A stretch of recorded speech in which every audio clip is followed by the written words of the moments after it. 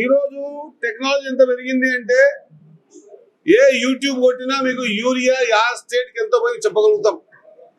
మరి ఎందుకు మన తెలంగాణకు తక్కువ వచ్చింది, పక్కన ఆంధ్రప్రదేశ్కి ఎందుకు ఎక్కువ వచ్చిందో మనం ప్రశ్నించుకోవాల్సిన అవసరం ఉన్నది. రెండోది, మన పంట పోయిన సంవత్సరం కంటే ఈసారి పంట ఎంత పెరిగింది. ఒకవేళ నిజంగా కూడా సెంట్రల్ గవర్నమెంట్ ఒకవేళ యూరియా ఇస్తే ఏమైనా స్టేట్ గవర్నమెంట్ దాని మీద దాపెట్టిందా, అదేమైనా చక్కెరన దాపెట్టుకుని బుక్కడానికి అర్థం ఉండి మాట్లాడాలి. ఈ రోజు రైతులంతా ఇబ్బంది పడతా ఉన్నారు. యూరియా లేక ప్రతి అనునిత్యం మా తుమ్మల నాగేశ్వరరావు గారు ఇప్పటికే 5 నుంచి 6 సార్లు, పోయిన 10 సంవత్సరాలేమో అప్పుడు ముఖ్యమంత్రి గారు సెంట్రల్ గవర్నమెంట్ అడగలేదు కాబట్టి మేము చేయలేదన్నారు. ఈసారి మా ముఖ్యమంత్రి గారు ఇప్పుడు 55 నుంచి 56 సార్లు సెంట్రల్ గవర్నమెంట్ ప్రతి డిపార్ట్మెంట్ దగ్గరికి వెళ్ళి మాకు అవసరం ఉంది, మేము కూడా సెంట్రల్ లో ఉన్నాము, మాకు కూడా బాధ్యత ఉంది, ఈ రాష్ట్రానికి ఇచ్చే బాధ్యత మీకు కూడా ఉందని చెప్పేసి సెంట్రల్ అగ్రికల్చర్ మినిస్టర్ కూడా కలవడం జరిగింది, తుమ్మల నాగేశ్వరరావు కూడా కలవడం జరిగింది.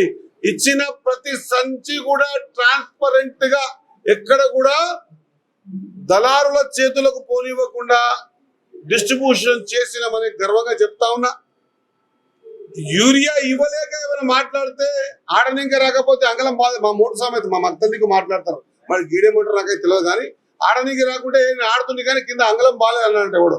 అట్లా నువ్వు యూరియా ఇస్తే పంచకుండా చర్యలు తీసుకో. సెంట్రల్ అధికారులు ఉన్నారు కదా, ఫలానా తప్పు జరిగితే చర్యలు తీసుకోండి.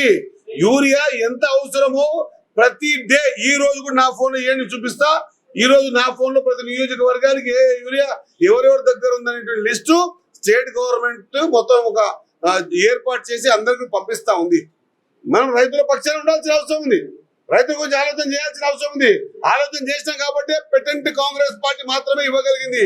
ఉచిత కరెంటు కాంగ్రెస్ పార్టీ మాత్రమే పండించమని చెప్పగలిగింది. కాంగ్రెస్ పార్టీ మాత్రమే వరేసుకుంటే మీరు ఉరేసుకున్నట్లు చెప్పలే.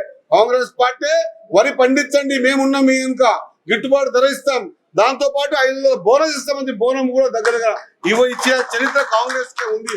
రైతుల పక్షపాతి అనిపించుకునే పార్టీ ఏదైనా ఉందంటే అది కాంగ్రెస్ పార్టీ. కాబట్టి సోదరా, మనం ఇంకా అడగాల్సిన అవసరం ఉంది. భేషజాలకు పోలే.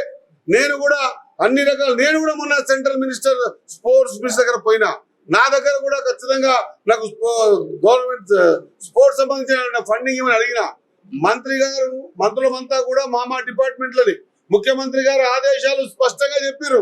ఖచ్చితంగా సెంట్రల్ కి మనం ఫండ్ తెచ్చుకోవాలి, మన తెలంగాణ రాష్ట్రాన్ని బాగా చేసుకోవాలి,